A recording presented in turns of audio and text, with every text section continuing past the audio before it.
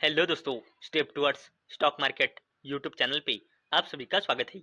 तो दोस्तों, future oriented business यानी कि इंडिया की वाइंड एनर्जी बिजनेस को लेकर जबरदस्त अपडेट आई है।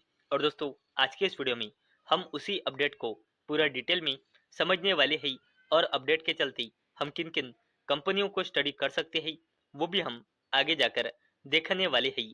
तो चलो वीडियो स्टार्ट करते हैं। तो दोस्तों, सबसे पहले हम इस अपडेट का हेडिंग यहाँ पे पढ़ सकते हैं। India's wind power target, how 10 gigawatts a year can close the gap. तो चलो इस अपडेट को पूरा डिटेल में समझ लेते हैं। तो दोस्तों, भारत को 2030 तक अपने 100 गीगावाट वाइंड एनर्जी टारगेट को पूरा करने के लिए बाकी दशक में हर साल लगभग 10 गीगावाट वाइंड पावर कैपेसिटी बढ़ानी होंगी। हालांकि Indian wind turbine manufacturer manufacturer association, जिसे शॉर्ट फॉर्म में IWTMA कहा जाता है, और दोस्तों इस शॉर्ट फॉर्म को आप ध्यान में रखिएगा क्योंकि आगे जाकर यही शॉर्ट फॉर्म आने वाला है।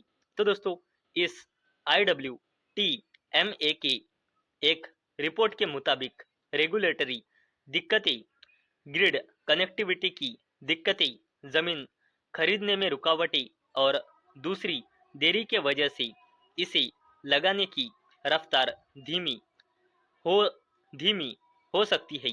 और दोस्तों, भारत ने फाइनेंशियल ईयर 2026 तक 56 गीगावाट वाइंड कैपेसिटी इंस्टॉल की थी और फाइनेंशियल ईयर 2026 में लगभग 6 गीगावाट कैपेसिटी चालू की थी, जो अब तक का सबसे ज़्यादा सालाना कमिश्निंग का आंकड़ा है।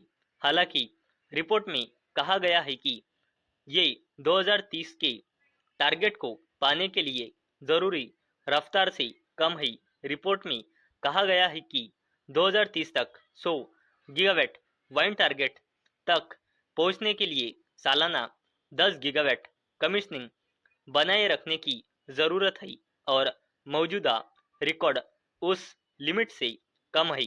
और दोस्तों, अगर हमने आगे देखा तो learning from states policy harmony for 10 gigawatt annual wind capacity addition नाम की रिपोर्ट के मुताबिक चुनौती सिर्फ प्रोजेक्ट्स की अवेलेबिलिटी तक ही सीमित नहीं है। देरी कई स्टेज पर हो सकती है, जिसमें site identification, land procurement, environmental clearance, grid connectivity approval और फाइनल कमिश्निंग शामिल है। और दोस्तों, अगर हमने यहाँ पे आगे देखा तो रिपोर्ट में कहा गया है कि जहाँ ये प्रोसेस धीमी, साफ नहीं या ठीक से कोऑर्डिनेट नहीं होती, वहाँ देरी होती है, जिससे टेंडर और अवार्ड की गई कैपेसिटी के ऑपरेटिंग प्रोजेक्ट्स में बदलने की रफ्तार कम हो जाती है। भारत में वाइंड पावर की एक बड़ी पाइपलाइन है। यूटिलिटीज ने फाइनेंशियल ईयर 2026 में 7.6 गीगावाट कैपेसिटी अवार्ड की, जबकि लगभग 43 गीगावाट वाइंड कैपेसिटी अभी बन रही थी। रिपोर्ट के मुताबिक सरकार ने और इंट्रा स्टेट और इंटर स्टेट लेवल पर 152 गीगावाट ग्रिड कैपेसिटी देने का भी वादा किया है। और दोस्तों, अगर हमने यहाँ पे आगे देखा तो रिपोर्ट में 8 बड़े विंड प्रोसेसिंग और उभरते राज्यों की पॉलिसी को मैप किया गया और पाया गया है कि रेगुलेशन में अंतर एक और रुकावट है।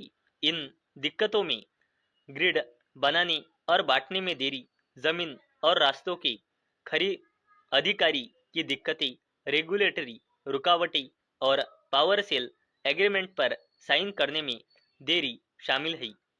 और रिपोर्ट में कहा गया है कि कुल मिलाकर ये रुकावटें दी गई कैपेसिटी को कमीशन के कमीशन किए गए प्रोजेक्ट्स में बदलने में रुकावटें डालती है।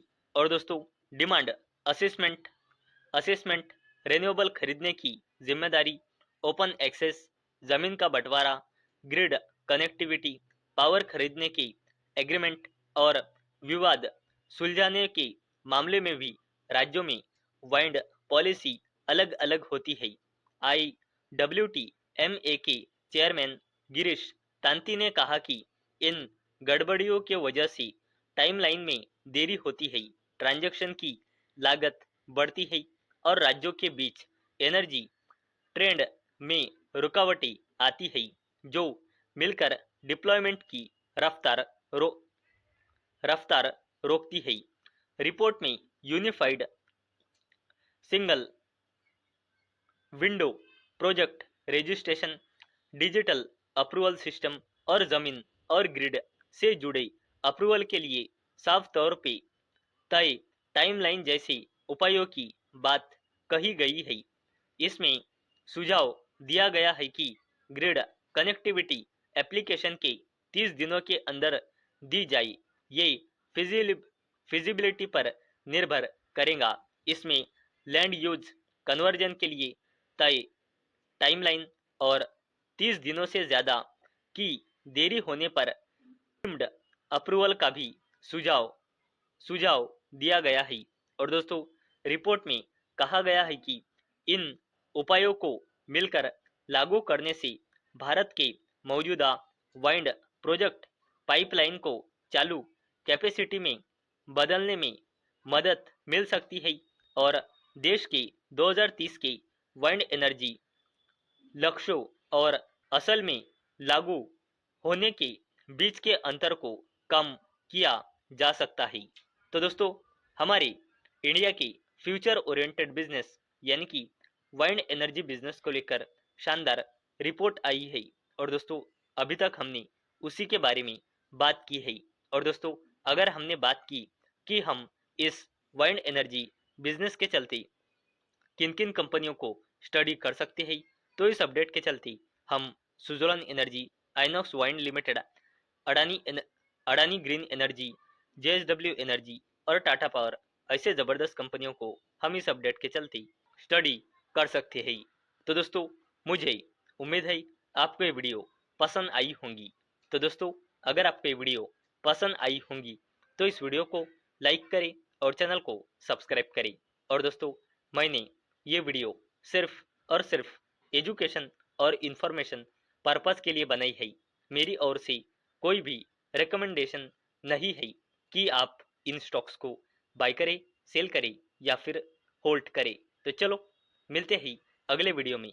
तब तक के लिए टाटा, बाय बाय।